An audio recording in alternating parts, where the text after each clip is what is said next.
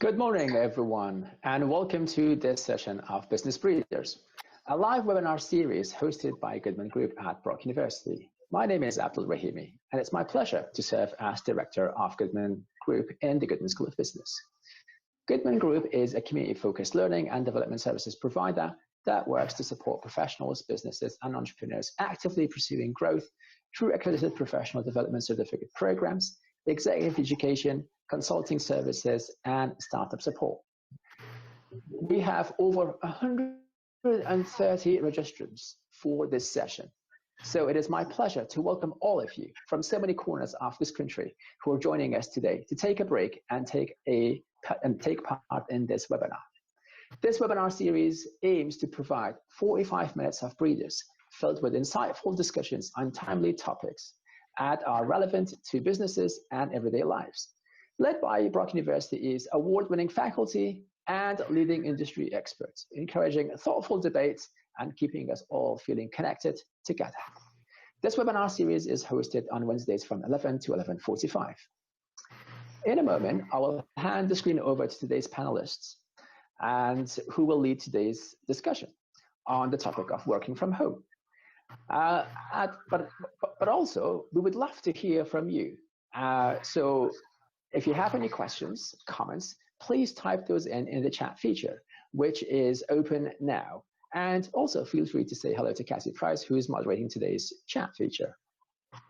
You may also tweet your questions live at GSB Goodman Group, all one word, where Sultana Naimi is moderating the social media channels today for us. And she would like me to encourage you all to share today's webinar with your social networks. At the end of this webinar, I'll provide details on how you can access today's webinar recordings as well. Now, it's my distinct pleasure to introduce today's webinar panels. Our first panelist is Roger Favero, who is an Executive Vice President of Data and Technology at HomeEquity Bank. As Executive Vice President, Data and Technology, Roger is responsible for data and information technology for HomeEquity Bank. He is a member of the executive team and is the CIO and leads the bank's data management strategy, which includes stewardship and enabling capability to leverage the data in driving businesses. Prior to joining HomeEquity Bank in 2020, Roger held senior executive positions in information technology with a large Canadian pension plan and a global credit card company. Our second panelist is Jason O'Halloran, a partner at S&C Partners. Jason has been with S&C Partners since 1991 and is a client services partner since 2000. His client base includes businesses in the financial and legal, insurance, manufacturing, warehouse, architecture, construction, real estate, and entertainment industries. Jason was instrumental in developing S&C's US tax practice, and his specialties include cross-border corporate planning, immigration and immigration planning, taxation and financial planning for US citizens in particular. Jason is a Goodman alum with a Bachelor of Accounting from Brock University and has been a member of CPA Ontario since 1991 and a member of Illinois CPA Society since 2004. Our third panelist and panel moderator for this morning's webinar is Glenn Skrubbeltrang. Glenn has been teaching at Goodman School of Business since 2010. He is also a Goodman alum and holds an MBA in accounting from Goodman School. He teaches courses in financial and managerial accounting and external reporting. Prior to his career in academics, Glenn has held a number of senior roles in the industry, when he also earned his Certified Managerial Accounting designation. He has been a faculty advisor with Brock University's Accounting Conference, BUAC, and Goodman Group Venture Development, formerly the BioLink, as well as Goodman Consulting Competition, and coaches a variety of Goodman case competition teams. Gentlemen, welcome. Thank you. Glenn, over to you. Thank you. Thanks, Abdul, and welcome everyone attending this webinar titled Working from Home, the Insights into the New Norm. So today, essentially, the theme for what we're looking at is a bit of a reflection on the experiences that we're having during COVID and how we're going to change coming out of this. I always look at this in when we go through significant changes, just will we revert back to past ways? And I guess I'll share a little story about my 6-year-old boy when we were outside playing one day, and as much as he enjoys playing with his daddy, he looks at me and says, Dad, can I just get COVID so I can go back and play with my friends? And it raises the idea that you're going to have sort of going back to past ways, and in some ways we're creatures of habits, right? And the routines that we develop, and which is why it's sometimes important for us to just pause and reflect, right? Because often we get stuck in routines and we don't know that there may be a better way or a different way because this is just sort of the way we've always done it. And so hopefully by the end of the day, that's some of what we're going to see. You know, what about us is going to change going forward, what habits we're going to change. And we sort of, I'll frame this in the context of a spectrum of change, sort of from a 0% change to a 100% change, because there's some areas where we could see significant amount of change coming out of this, but I can't see my dentist ever moving his physical services online, right? Maybe we'll have some bookings that change, payment methods may change, but the physical service requires that physical touch. So it's going to be very hard to change that into a different format than what we see, but you could potentially see changes coming out of this. Right? And so hopefully this webinar is going to help develop that. It's going to help you maybe become reflective, be aware of some of the habits that can change and some of the ones that can't. But moreover, hopefully we can gain some insights into some ideas for action, because it's a core belief from myself that awareness without action really just makes us rubberneckers on a highway, right? We see an accident and we pause and we look and slow down and we see this catastrophic event, and then 2 kilometers down the road, we're back in our routine of driving where we were, just in a different location. So hopefully this is the people watching this can take some insights out of this and see some ideas for action as well as awareness of some habits. So I guess we'll start off with Roger. I'll start with you and sort of the question about before COVID hit. Can you give us a sense of how your employees worked and collaborated? Yeah, thanks, Glenn. Before I answer that, so let me give you a little perspective on your situation of what you commented about the dentistry. So here's something that could happen, the way that it changes, that you're going to be going to the dentist.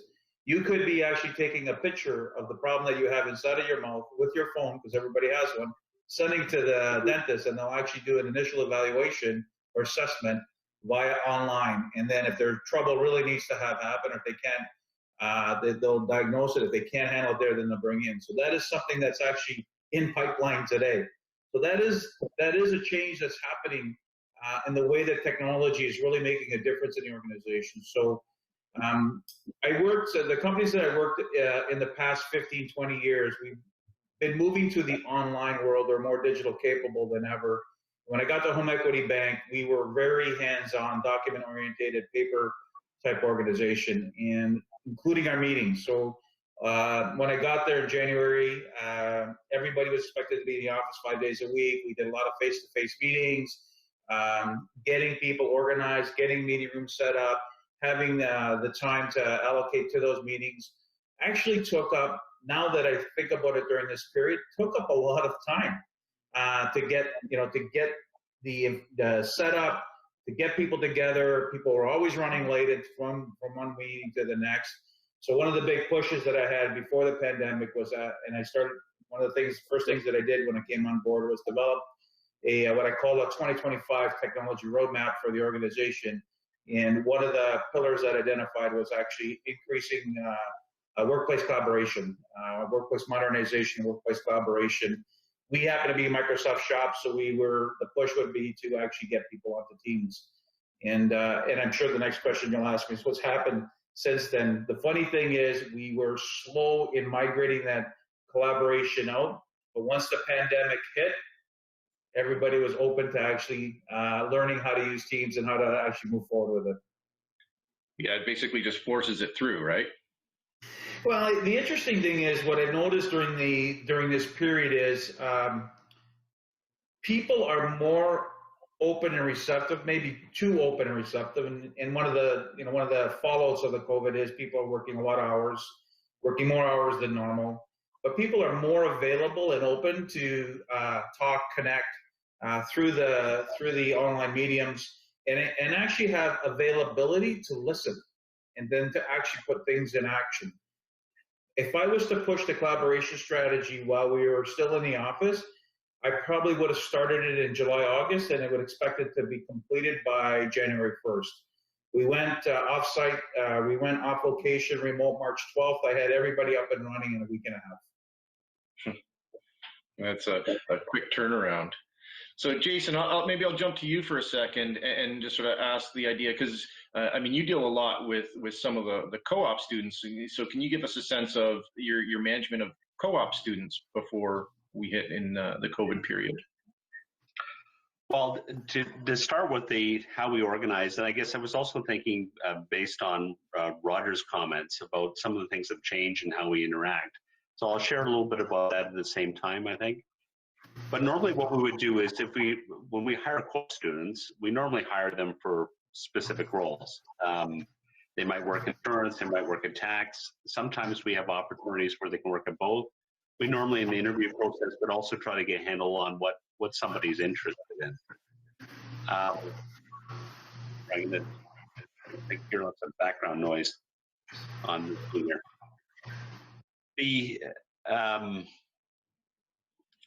Normally how we would organize it is we would assign a co-op student to one of our team members or one of our managers, and then we would also pick engagements that they would work on.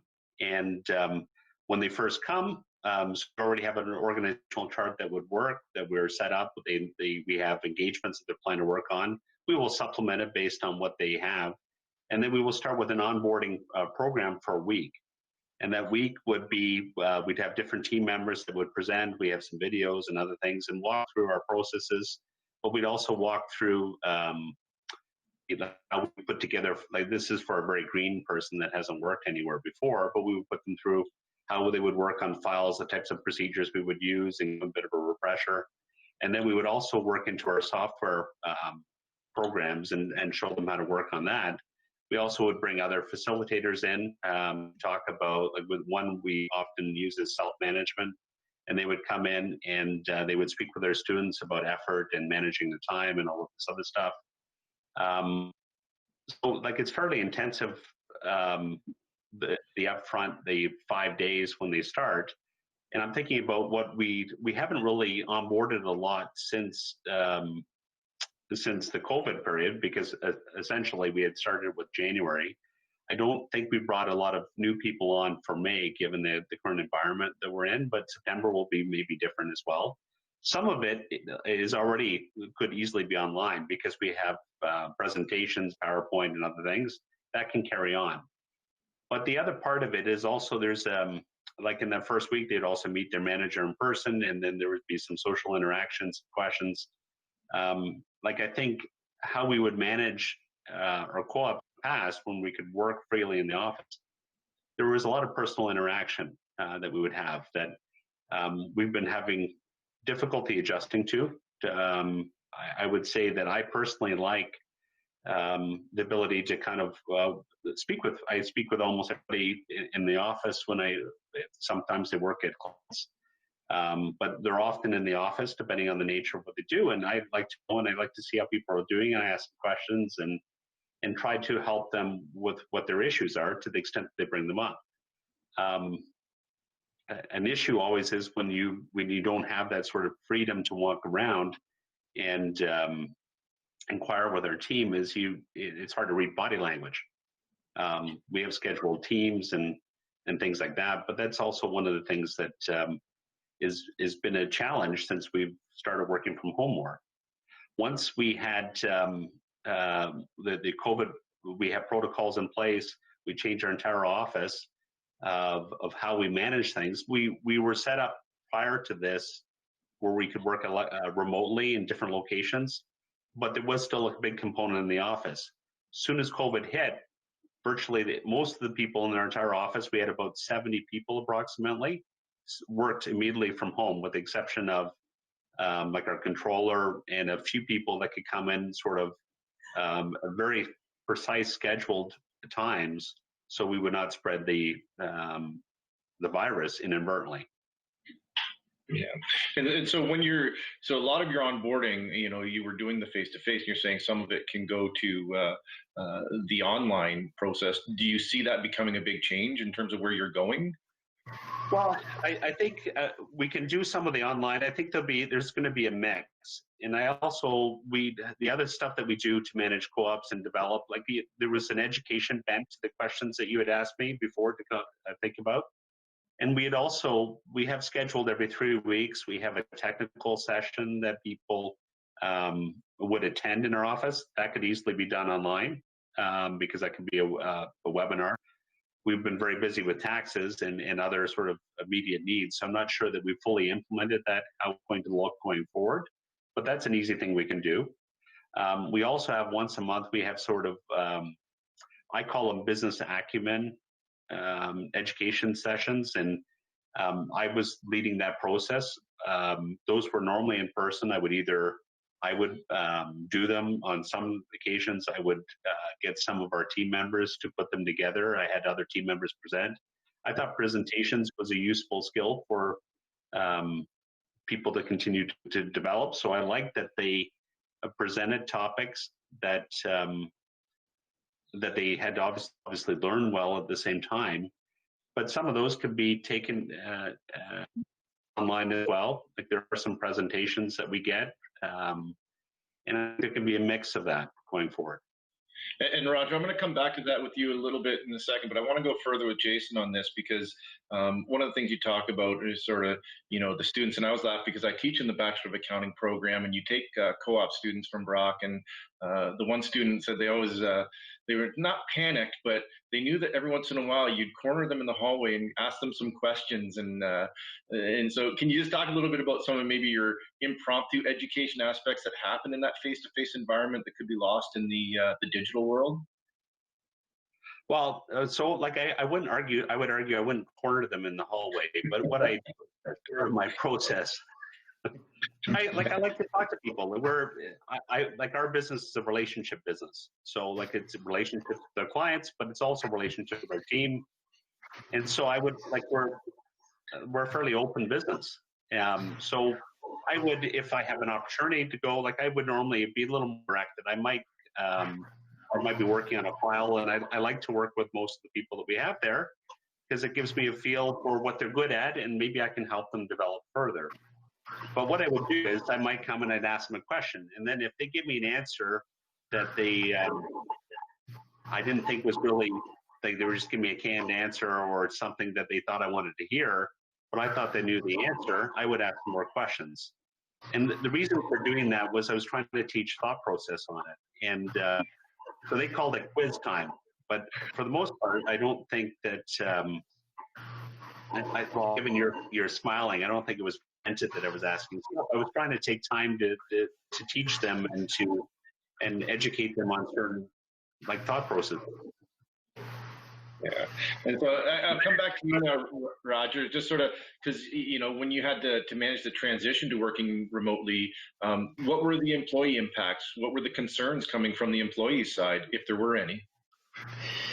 So, yeah, of course there is, and a lot of it actually stems with what Jason just talked about. So the social side of things, like getting to know people, working side by side, meeting in the lunchroom, at the cafeteria, hallway, whatever, going out for pints afterwards, really connecting with people. Obviously, is lost as we're all working from home. I think the two key things was people were really nervous in the beginning around what does COVID really mean. And I think everybody in the world had done it, and the media has done a good job of bringing information forward for people, good or bad, and explaining how things are happening and really helping us handle our day-to-day lives. A good example of that is, I am at home now. I have the office that I'm working in. My partner, we made her an office downstairs with the kids that she's got to set up. She's working from home, and the kids, who are 12 and 9, are actually working in the kitchen, doing their homework and so forth. So we've now, all come together more. I'm fortunate. I'm in a nice house and so forth. A lot of people that work with me are in condos in downtown Toronto, tight spaces. Really can't go outside. If I get frustrated, I walk out the door. I can still see my front lawn. I can talk to the neighbors and so forth, but I'm outside or in the back. And I think that social interaction has been very difficult, and people are missing it, quite frankly. So that was the big concern was, what does COVID mean for us? And then two is, what's this new way of working? And it really took probably about a month for people to figure out how to work in the digital era. I think the younger people already know how to do that, quite frankly. I also have two older kids, 20, 25, and 22, who live and die by their phones and communication, text, and all that kind of stuff. I actually believe they've lost a bit of the art around how to socially connect with people because they are behind their computers or devices, and I think that's a negative, not a positive. Being in technology, I think a lot of things that technology has done is very positive for the world, but that's one aspect where it's much easier for them to stay behind their device and actually go in front of the device and connect. In fact, my stepdaughter won't even go across the street, knock on the door to have an afternoon. This is before the COVID, but have an afternoon play session or night session. I have to text her dad because their daughter doesn't have a phone to make the connection. That's terrible, and they get so nervous in wanting to connect with each other. So we've gone from the office has been face-to-face meetings, getting time on people's schedule and calendar, people being late, rush, to now having more time than ever, people working more hours than, and most of the staff are probably somewhere between 9 and 10 hours a day, because quite frankly, there isn't anything else. There isn't a lot of anything else to do. So they're actually working more than ever. Email, and this is a stat that I picked up. I noticed it in my organization as well, is that email traffic has gone through the roof between 8 and 9:30, and between 4:30ish to 6 o'clock. That's when most people would get up, shower, change, get ready for work, commute, blah, blah, blah, and then maybe do some stuff if they're on a bus or whatever, or the trains by email, but everybody's now doing that. And so that has bumped up the traffic volume that's out there. So definitely the way that we are working has shifted. Yeah, it's definitely showing some changes. The one thing that's coming out of this, because I'm going to go back to a point you said earlier, Roger, about some of the organizations going from paper-based and moving into the online, and sort of some of the document transfers. Like I always laugh because we have the iPhone chargers, and we put our phones on charge during the night, and so I've got the little outlet with the charger, and it's got the flashing light on it, or the light on it showing that it's charging. And it's always flashing, like it's always working, right? So you can always see that it's doing something, right? And whether I was looking at that saying, is it externally coming internally? Is the phone going internal to internal? Is it internal to external, right? Like some of the trust that we have to put in this process. Can you, from an IT side, just talk a little bit about some of the things that maybe that we need to just develop, and how do we trust, right? Is it a good, bad thing that we have this sort of eye in the sky where the technology is always working? So yeah, good question, Glenn. I think that a couple things that I think through quite a bit. One is, and I find this. So my oldest kids and now my younger kids have been great students for me to learn about the way that they think and process stuff. And I've always been worried around how files get stored, as an example, right? I'm an old school file explorer, CD DOS or C:/prompt. I can find my files. The kids nowadays just trust that if a file is saved, it's saved somewhere, it's protected, it's classified, it's got the company's going to make sure that they do the right things to classify that. And when they want it, they just go open an app and pick it up instead of the way that I process it. And I am having difficulty in this transition in the last 5 to 10 years. I have to go hunt the file and then open up the file from there. They just open up the app and see the list of files, whatever it is, and take the information with them. So there's a level of trust that people are now expecting, or just assume that is there in the way that information is stored in the company, including your ID and other stuff. That is different than the mode that I've certainly grown up in. But we need to get with the program. Quite frankly, I am the one that has to shift to the way the world is going. Cloud, SharePoint, stuff will get stored, saved somewhere, and funny enough, I'm the person that, in the team that has to define all those things behind the scenes, but that the user will actually just trust that the company will take care of it for them. And that is a big, big step forward. I've also noticed that the younger generation, again, I say this in a positive way, this doesn't mean to be negative at all, is that they are a little less lax with their information and actually will share things, whether it's their age or birth date or whatever it is, because they want to get through that part of it to get to whatever app or business function or personal function that they want to do. And I think, you know, with, and I know identity theft has been a conversation for quite a while, but we need to really maybe just take a moment to pause and say, are we putting in this information that I'm about to put in, where's it going to go? And one example that I use very much with students and newbies that come into the organization, and I've had this conversation with my 4 kids, is when you put something on the internet, somebody will find it. So have all the fun you want at the end of the day, but be very, very smart about what you do, because as I see nowadays, people that are going through interview process, when they consult the HR company or the firm you're talking to says, hey, what happened here, blah, blah, blah, so day. That's not a good thing.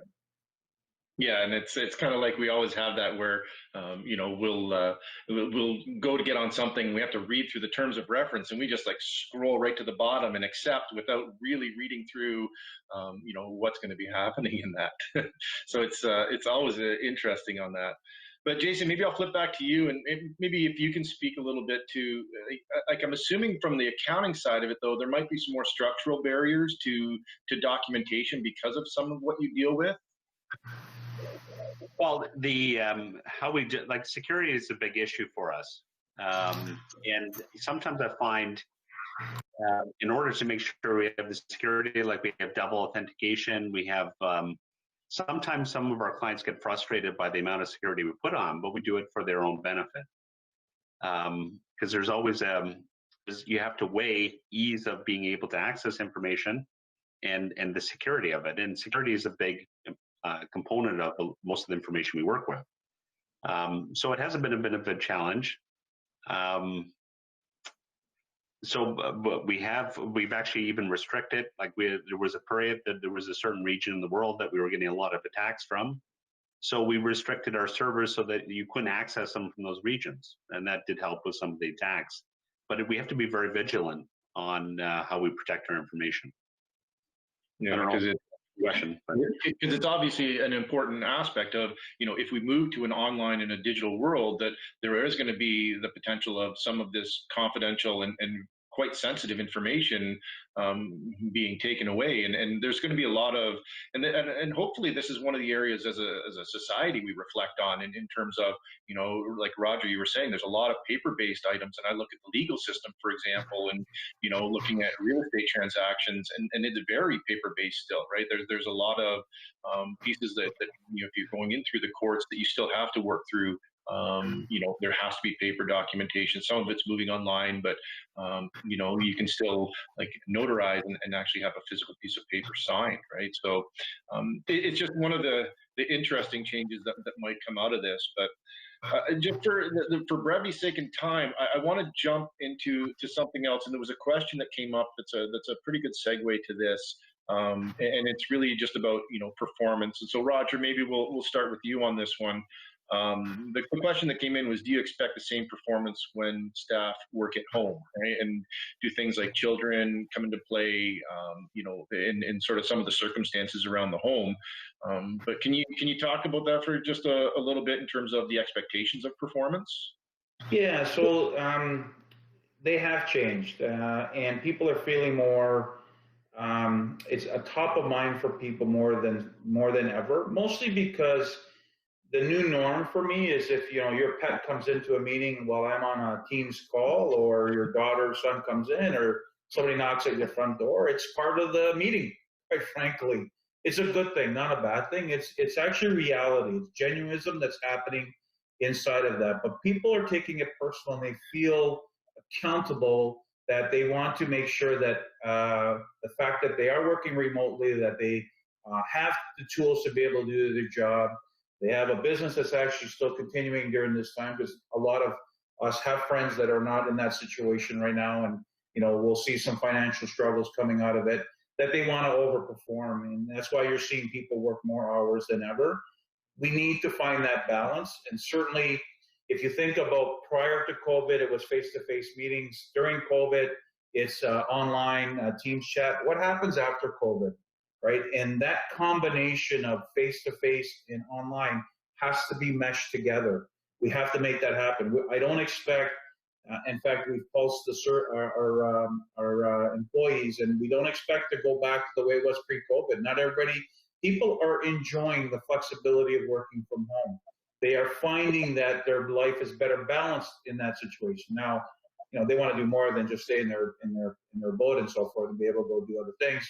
And certainly, you know, we are, I think as a world's trending in the right direction, but it's still on a definite watch.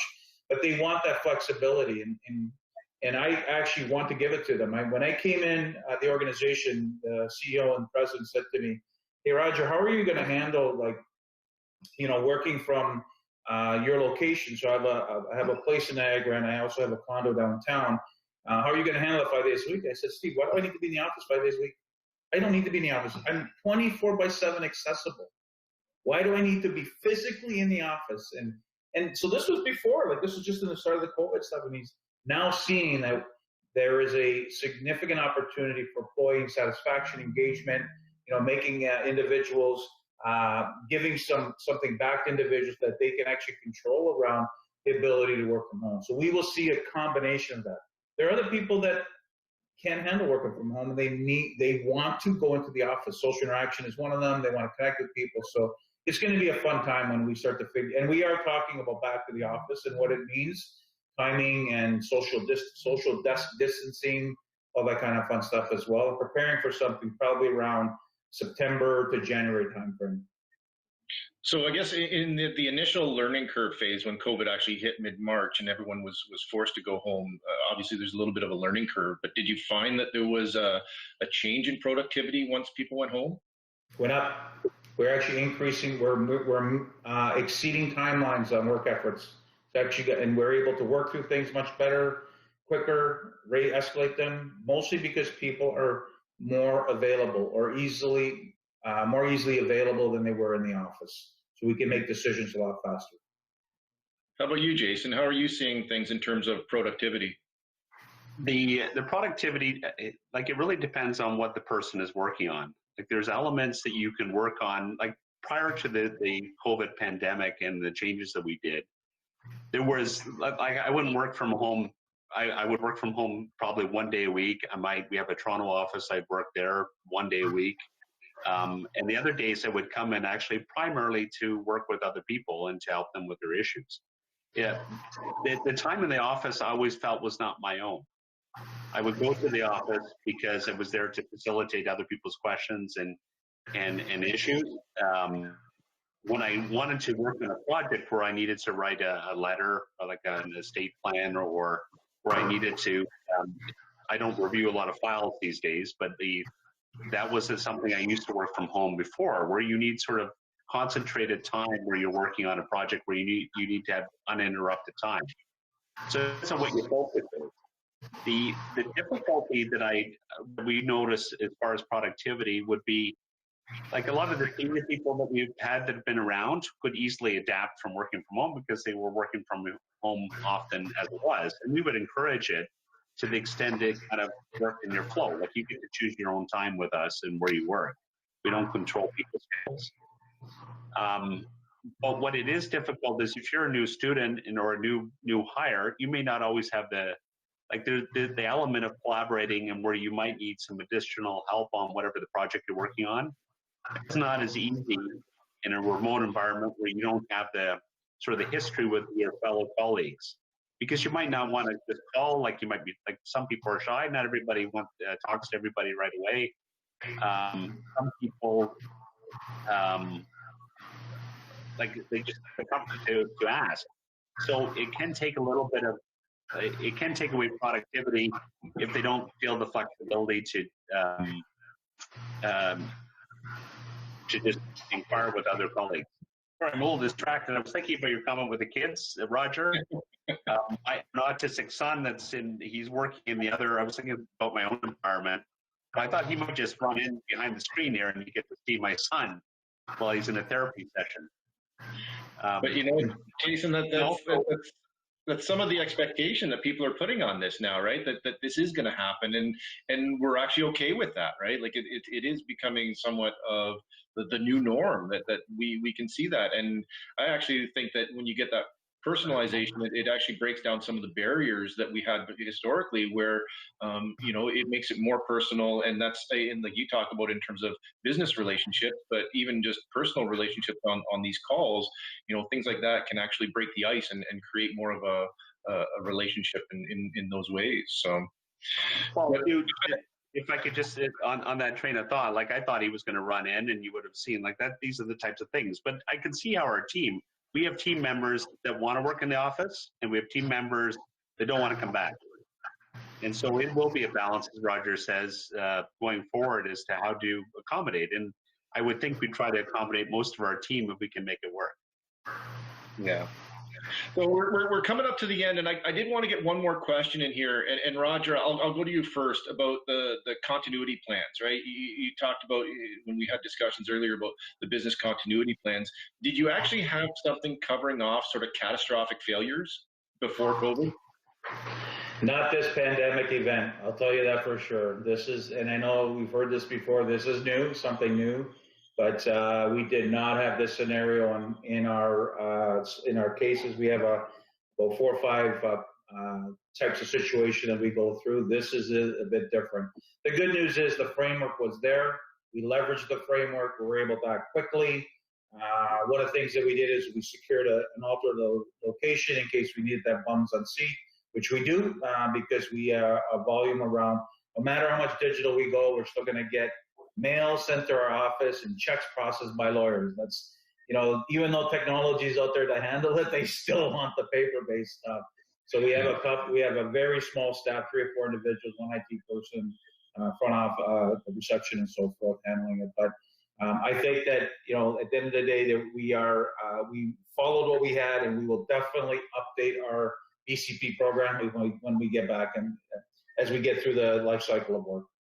And will you find that you'll look to sort of more abstract risk management strategies that you might not have considered before?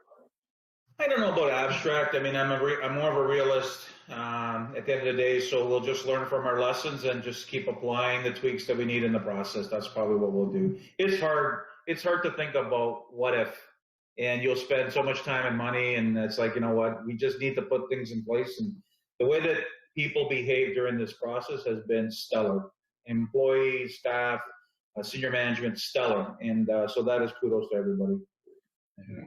Jason, do you think that you're going to be doing a little bit more proactive planning for sort of catastrophic failures in the future? Well, so ironically, in preparation for this discussion, I was also looking. We had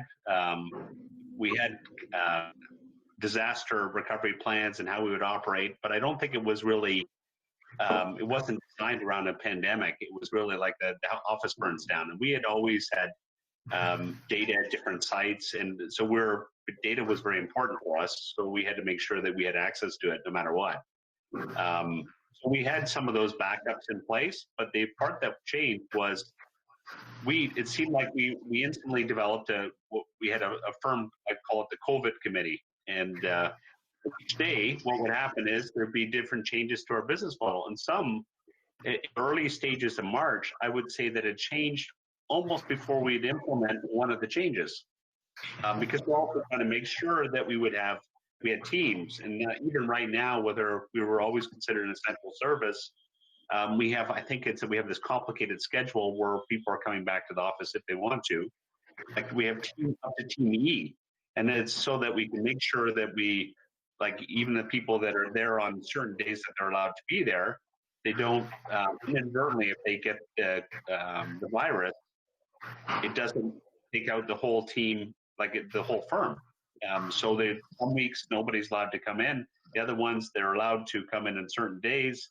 There's no overlap. We have cleaners come in between.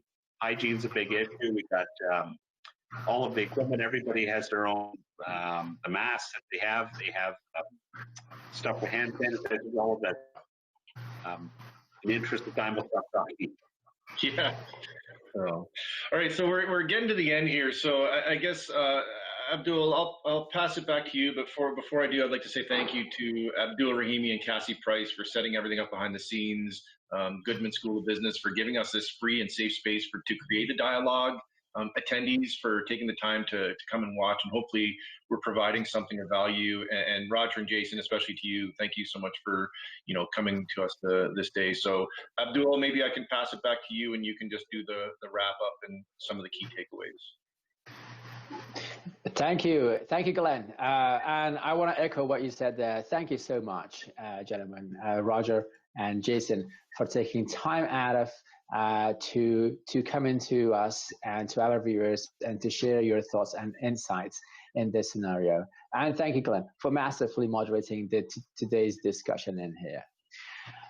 Well, viewers, thank you all to all of you for taking a breather with us and joining us today. That is all that we have time for today. I hope you found today's session insightful and useful. I know I picked up a couple of pointers in there, and in the background I was nodding to a lot of what I was hearing there, as well as we were all experiencing some of the same symptoms and challenges, but as well as the opportunities that come with these. We will be sending a link to the webinar recording to all that registered with us. So keep an eye on your inboxes, as these will come in the coming days. Our next webinar is going to take place next Wednesday from 11 to 11:45 again. And this is going to be on the very relevant topic, if I might add, of distributed leadership. We're all working in a distributed fashion now. No one's in the old-fashioned if you will, old-fashioned, quote unquote, in offices anymore. We're all working at our own time and our own pace, but we have those objectives at the end to work towards.